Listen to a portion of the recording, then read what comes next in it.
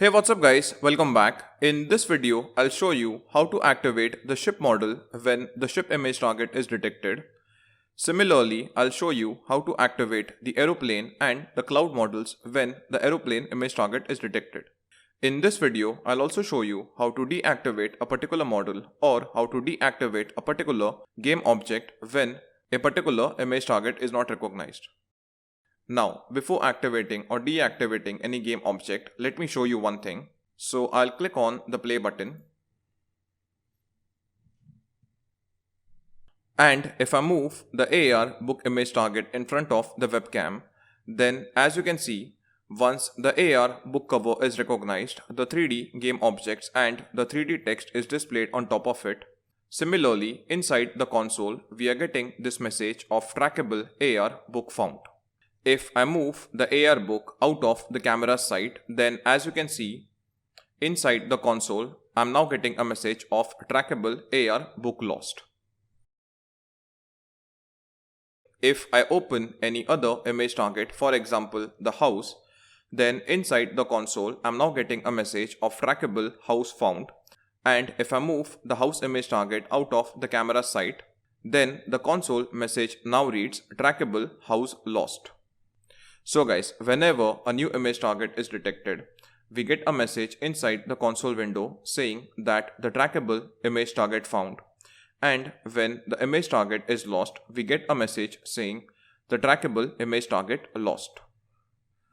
Now, there is a script which basically detects these image targets and informs us when an image target is found or lost. The name of that script is default trackable event handler. And this script is by default attached to all the image targets. So if I click on the sun image target, then inside the inspector panel, as you can see, the default trackable event handler script is attached to the sun image target. If I click on the ship image target, then to the ship image target as well, the default trackable event handler script is attached. Okay, and if I click on all the image targets one by one, then you can see over here the default trackable script is attached to all the image targets. Okay, so to open this script, I'll click on the gear icon neighboring to the script name and then I'll click on edit script. Okay, so guys, please open the script. If you're a beginner to Unity or C# programming, then do not panic or worry after seeing this entire script. The main goal of the default trackable event handler script is to detect the image targets and project 3D models on top of it. Now, inside this script, we will write the code to activate and deactivate the ship, aeroplane, and the cloud models. So, inside the default trackable event handler script, I'll first declare 3 game object variables. So, I'll declare the ship, aeroplane, and the cloud variable on line number 20.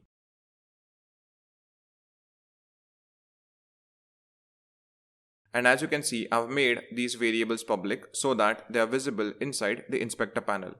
So after adding the ship, aeroplane and the cloud variables which are of the game object data type, I'll save the script. Next, I'll minimize the script. And after this, if I click on the sun image target, then as you can see, inside the inspector panel of the sun image target, we are seeing the ship, aeroplane and the cloud variables. Okay, the value of these variables is currently empty. Okay, if I click on the ship image target, then these variables are visible over here. Okay, and if I click on all the other image targets, then as you can see, the ship, aeroplane and the cloud variables are displayed over here. After this, I'll open the ship image target and I'll rename the ship model. So currently this is the name of the ship model which we have. So I'll rename this to ship. After renaming the ship, next I'll open the aeroplane model and I'll rename this cloud cumulus G2 model to clouds. Now after renaming the ship and the cloud models, next we have to do something which is quite repetitive. That is, we have to provide the reference of the ship, aeroplane and the cloud models over here.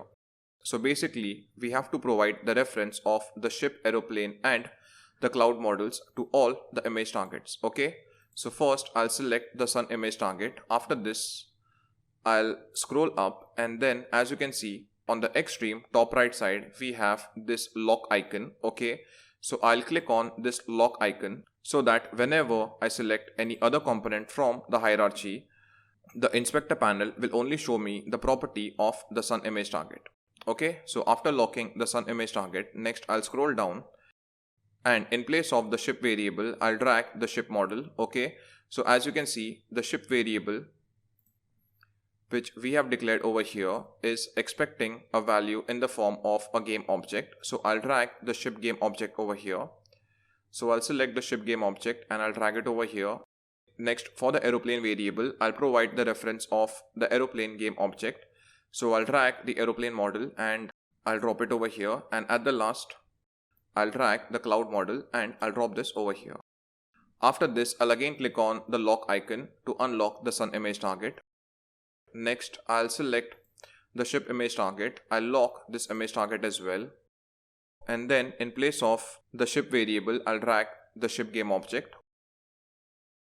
I'll then drag the aeroplane model, and at the end, I'll drag the cloud model. Okay. After this, I'll again unlock this. Next, I'll select the house model and I'll again drag the ship, aeroplane and the cloud models over here. Now guys, before moving forward, let me show you one more thing. So if suppose by mistake, if you drag a wrong model, like as you can see, in place of the aeroplane game object, I've dragged the cloud model. So if suppose by mistake, if you drag a wrong model, then you just have to click on the wrong option and then you have to press the backspace key. Okay, and once you press the backspace key, the model which you have dragged wrongly will be deleted. Okay, so in place of the aeroplane variable, I'll drag the aeroplane model. Next, I'll do the same for the forest, car, AR book and the aeroplane image target.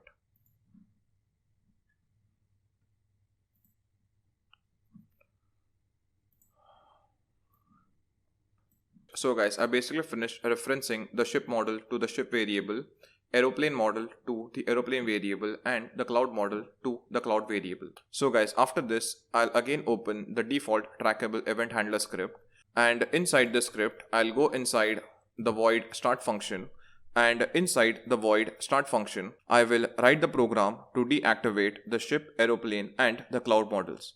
And as I've explained you earlier, the start function is executed at the first frame of the game. So as soon as we start the application, the ship, aeroplane and cloud models will be deactivated. So to deactivate the ship model, I'll write down ship.setActive. I'll open and close a round bracket, and inside the round bracket, I'll write down false. So this line of code will basically deactivate the ship model. Now below this, I'll write down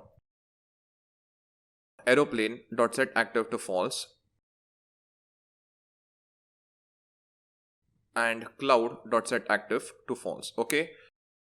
So guys, with these three lines of code, I'm basically deactivating the ship, aeroplane and the cloud model as soon as the application starts. Now, if you look at line number 19, then on this line, a data type by the name of trackable behavior is declared. And with the help of this trackable behavior data type, we can find out the name of the image target which is found or lost. So after this, if I scroll down, then as you can see on line number 31, the trackable behavior data type is initialized over here. Okay, and this trackable behavior data type has a variable name of mTrackable behavior. Next, on line number 55, as you can see, we have this if condition. And this if condition basically checks which image target is detected or tracked. When a particular image target is tracked, then the onTracking function will be called, and if the image target is lost, then the onTrackingLost function will be called. The onTracking function is called on line number 59, but the onTracking function is basically declared on line number 74. And inside this function, as you can see on line number 91, debug.log trackable mTrackable behavior.trackable name found is written. And if you look very carefully, this is the code which will give us the name of the image target which is found. That is the image targets which are shown over here. So as you can see, these are the name of all our image targets. Okay, so whenever a particular image target is found, so the name of that particular image target is found out with the help of this code, that is mTrackable behavior.trackable name. Okay. next, when a particular image target is lost, then this onTrackingLoss function is called, and inside this function we again have this debug.log command, which will basically give us the name of the image target which is lost. Now below the debug.log trackable mtrackable behavior dot trackable name found. Okay, so below this code, which is inside the onTrackingFound function, I will write down if mtrackable behavior dot trackable name equal to ship. So if the image target which is recognized has a name of ship, okay, and guys, if you look very carefully, this is the name of my ship image target. Okay, so if I click on the ship image target, then as you can see, the name of my ship image target is ship, in which I have spelled everything in capital. So whatever name you have given to your image target, the same name you have to use over here. Okay, and the double equal to sign basically stands for comparison. So if the image target which is recognized has a name of ship, then inside this if condition I'll write down ship.setActive to true. Okay, so basically if the ship image target is found, I'm basically activating the ship model. Next, I'll declare another if condition, and inside this if condition I'll write down if mtrackable behavior dot trackable name equal to aeroplane.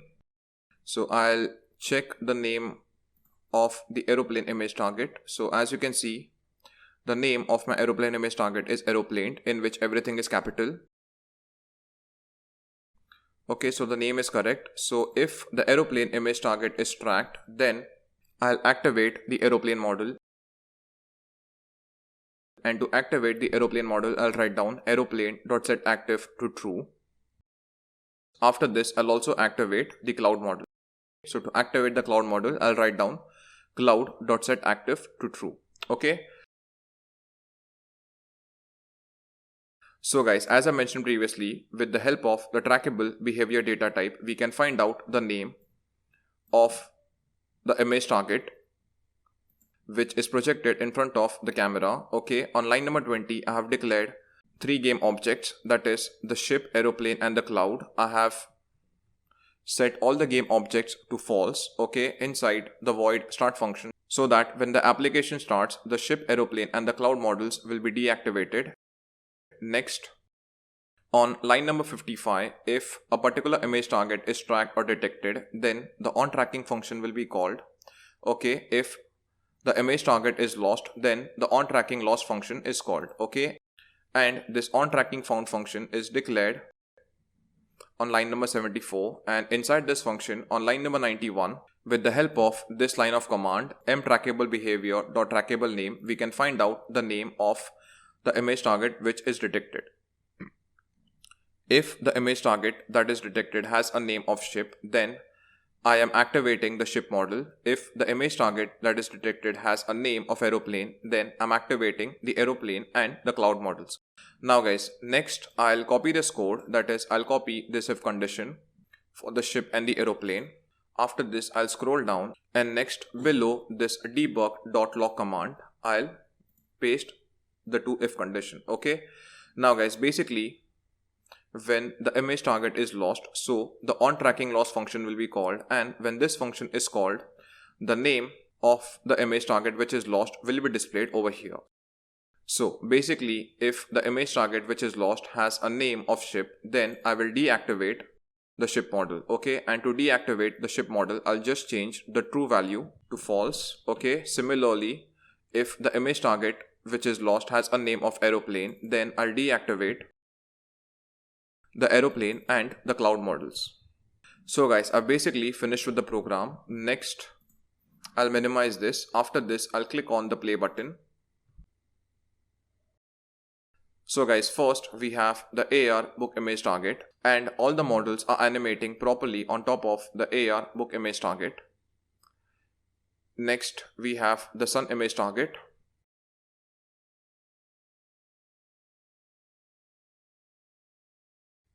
After this, we can see the house model on top of the house image.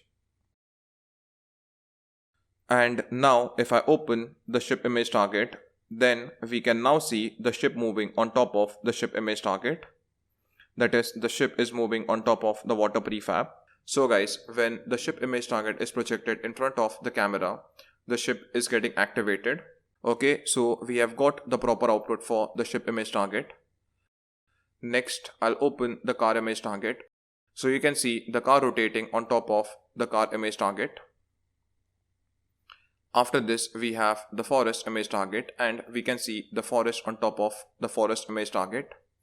And at the last, if I open the aeroplane image target, then we can now see the aeroplane and the cloud models. So guys, basically when the aeroplane image target is opened, the aeroplane and the cloud models are activated.